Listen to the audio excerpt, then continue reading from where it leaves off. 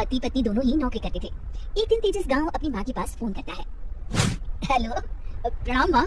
जीते रहो माँ, तुम दादी बनने वाली हो हैं? अरे वाह, ठीक है बेटा, मैं कल ही आती हूँ। जब माँ जी शहर पहुंची तो बेटी बहू ने बहुत अच्छे से स्वागत किया। लीजिए माँ जी चाय।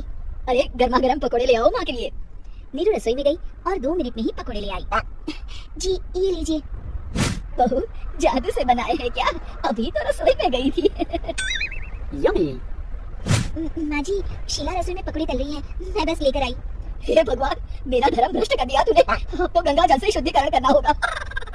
दूसरे दिन, माँ जी मैंने नाश्ता बना दिया है, ऑफिस जा रही हूँ। पर अभी तो घर का सारा काम पड़ा है। शीला आती ही होगी, झाड़ू पोछा बर्तन कपड़े वो सब कर लेगी। हमारे जमाने में घर का सारा काम हम ही करते थे। जी माँ जी आप बहुत होशियार हैं, मैं घर ऑफिस दोनों नहीं संभाल पाती। तो जरूरत क्या है घर से बाहर जाकर चाकरी करने की? वैसे भी घर का काम खुद करने से घर में बरकत आती है, समझी? पर माँ जी। अरे वाले कुछ नहीं, इस महीने की पगार मिले फिर ऑफिस बंद है। हाँ। रात को नीरू तेजस से कहती है, सुनिए जी माँ जी बोल रही थी कि मैं नौकरी छोड़ दूं। वैसे ठीक ही तो है, अभी तुम्हें आराम की जरूरत है। फिर भी आराम कहाँ, शीला को छुड़ाने के लिए बोल रही थी। तो अब 24 घंटे में इतना काम तो कर ही सकती हो। पर जॉब पसंद है मुझे, घर पर मन नहीं लगेगा।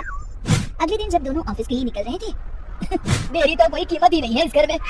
माँ जी आजकल महंगाई बहुत है, रहन सहन भी बदल गया है, दोनों नौकरी करते हैं तभी ठीक रहता है। अच्छा तू कहना क्या चाहती है? मेरा बेटा तुझे बिठा के खिला नहीं सकता, तू ही इस घर का खर्च चला रही है? नहीं माँ जी, मेरा वो मतलब नहीं था। मतलब खूब समझती हूँ, ये बाल धूप में सफेद नहीं किए मैंने। हाँ। अब तो ये रोज का काम हो गया था, तेजस भी रोज की चिक-चिक से परेशान हो गया था। एक दिन उसने कहा, नीरू वैसे भी तुम्हें मैटरनिटी लीव मिलने वाली है तो अभी से ही छुट्टी ले लो। पर क्या, मेरी सैलरी अच्छी खासी है। आखिर नीरू ने रिजाइन कर दिया। जब बच्चा हुआ तो घर में सब बहुत खुश हुए। कुछ दिनों बाद तेजस फाइल देख रहा था। क्या हुआ तेजस, कुछ परेशान लग रहे हो?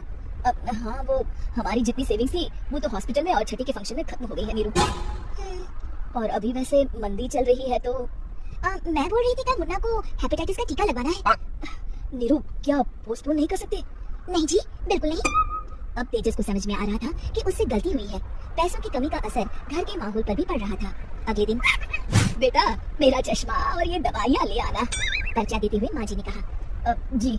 तेजस मुन्ना के लिए दूध का डिब्बा और डायपर भी ले आना, और ये किराने के सामान की लिस्ट है, इसे भी लाना है। तेजस गुस्से में लिस्ट मरोड़ कर फेंकता है और चिल्लाता है, पैसे क्या पेड़ पर रुकते हैं? ये ले आना वो ले आना। अरे पर ये जरूरत का सामान ही है। वो गुस्से में बिना कुछ कहे ऑफिस चला गया। अरे लंच तो ले जाइए। नीरू दौड़ कर डिब्बा पकड़ाती है। एक दिन खाना खाने के बाद, नीरू अब तो मुन्ना कुछ बड़ा हो गया तो तुम वापस ज्वाइन कर लो ना जॉब। पर इस रिसेशन में जॉब मिलना बहुत मुश्किल है, ट्राई तो करो। फिर मुन्ना, माँ जी है ना, और एक फुल टाइम मेड भी लगा लेंगे। पर माँ जी उन्हें तो पसंद नहीं।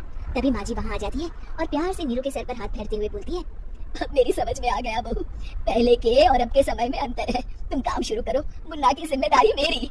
मेरी प्यारी माँ जी। ये कहकर नीरू उनके गले लग गई। शिक्षा परिवर्तन संसार का नियम है, हमें भी समय के साथ चलना चाहिए। उम्मीद है कि आपको हमारी ये कहानी पसंद आई होगी।